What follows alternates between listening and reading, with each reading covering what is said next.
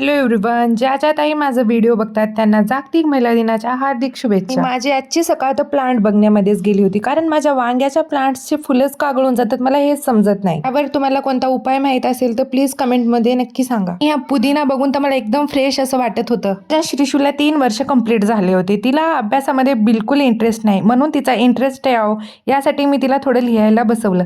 तर ती मला वेगवेगळ्या प्रकारचे कार्टून काढून दाखवत बसत होती, पण अभ्यास काही करत नव्हती. नंतर थोडीशी कपडे धुतली होती, तेच इथे वाळवायला घातली. आणि या वर्षीचा उन्हाळा किती लवकर स्टार्ट झाला आहे. एकदम गरमी जाणवत आहे. मार्च महिन्यातच हे आलं आहे, तर पुढे एप्रिल मे मध्ये तर काय होणार. त्या खुशूचा EVS चा पेपर आहे, त्यामुळेच तिची थोडीशी इथे अभ्यास वगैरे रिव्हिजन वगैरे करून घेतलं तिच्याकडून. तसं तर हा तिचा सगळ्यात आवडता आणि सोपा जाणारा विषय आहे, परंतु खेळण्याच्या नादात कधी कधी विसर पडून जातो, त्यामुळेच मी ते थोडंसं रिव्हिजन करून घेतलं. काल रात्री यांनी मार्केटवरून पपई आणली होती. सकाळी त्या पपईची अवस्था काय अशी झाली होती.